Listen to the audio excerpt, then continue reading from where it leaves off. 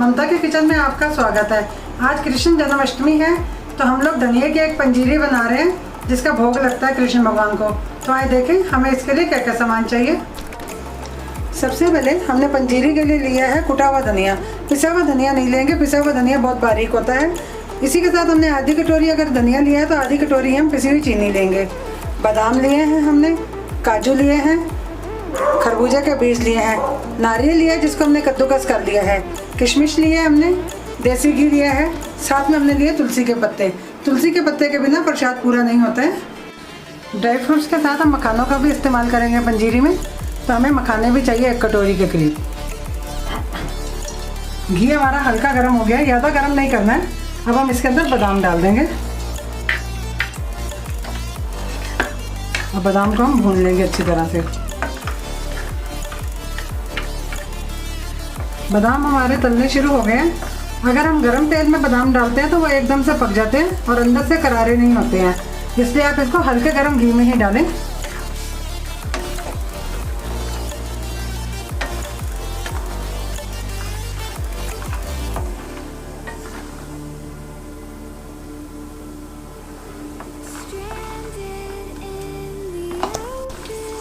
बादाम हमारे फ्राई हो गए, अब हम इनको निकाल लेंगे। गैस को आस्था कर देंगे।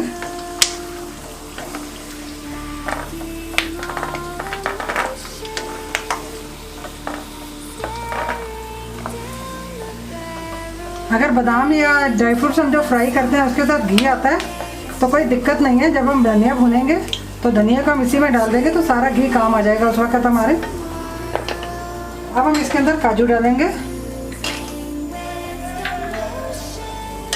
काजू को भी हम आस्था गैस पे भुनेंगे।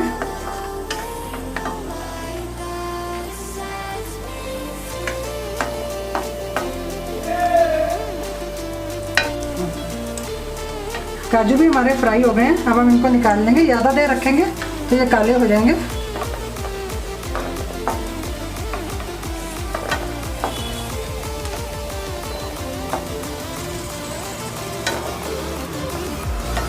इसी के साथ हम गैस को पहले बंद कर देंगे और इसके अंदर किशमिश डालेंगे।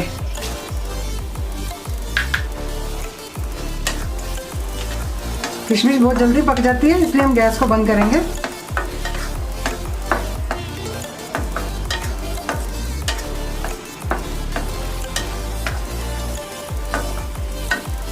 अब हम गैस को जलाएंगे और किशमिश को फूलने तक पकाएंगे हम, जब तक ये फूल नहीं जाती है।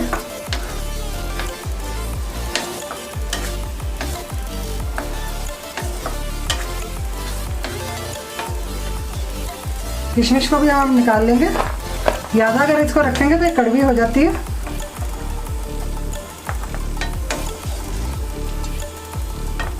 खरबूजे के जो बीज हमने लिए हैं, जो नारियल कद्दूकस किया है, उसको हम फ्राई नहीं करेंगे। उसको धनिया भूनेंगे तो उसी के साथ डाल देंगे हम।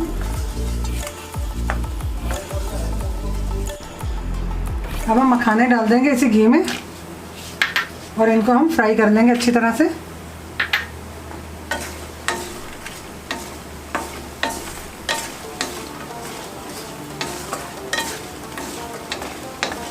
मखाने हड्डियों के लिए बहुत अच्छे होते हैं। आप इसको वैसे भी देसी घी में फ्राई करके खा सकते हैं।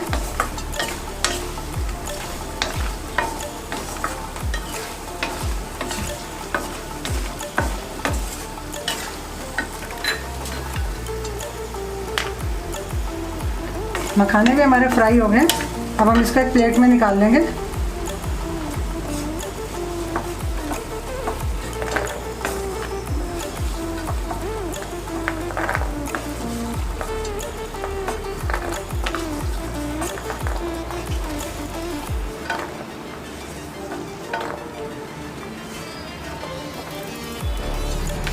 सेम कढ़ाई का हम इस्तेमाल कर रहे हैं।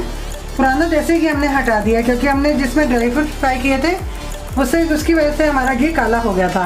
अब हम दूसरा घी लेंगे, 2 से 3 चम्मच के करीब हम घी डालेंगे इसमें। गरम नहीं होने देंगे इसको और साथ के साथ इसके अंदर धनिया डाल देंगे हम। आस्था गैस पे भूनना है और जब तक भूनना है जब तक इसके अंदर से खुशबू ना आने लग जाए और धनिया अपना रंग चेंज ना कर दे। 5 से 7 मिनट लगेंगे इसको भुनने में। धनिया हमारा भुनने लग गया। अब हम इसके अंदर खरबूजे की गिरी डाल देंगे। सबसे पहले गैस को बंद कर देंगे। इसी के साथ नारियल कद्दूकस करके रखा था वो डाल देंगे। अब इसको भूनेंगे हम। गैस को हम बंद ही रहने देंगे 2 मिनट के लिए।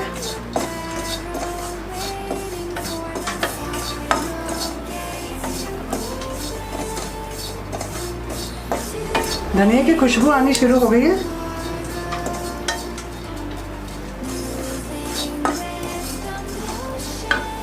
गैस को दोबारा ऑन करेंगे।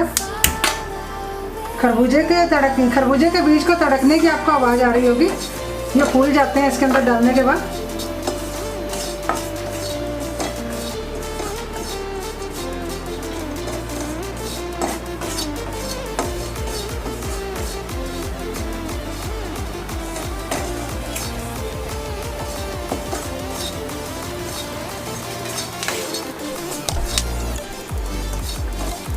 धनिया हमारा भून गया।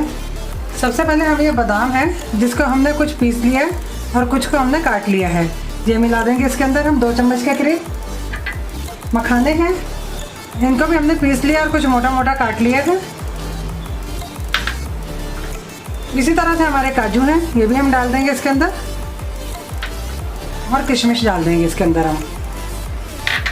गैस को हम बंद कर देंगे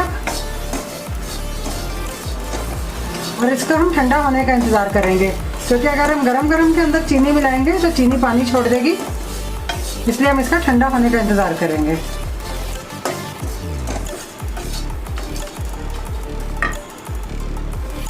पंजीरी हमारी ठंडी हो गई है, इसके अंदर अब हम चीनी डालेंगे।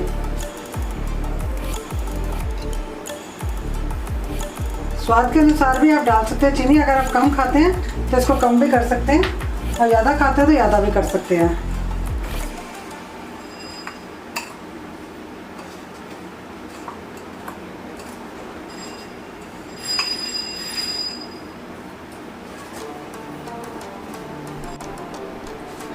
पंजीरी में हमने चीनी मिला ली है और हमने एक प्लेट में निकाल दिया है।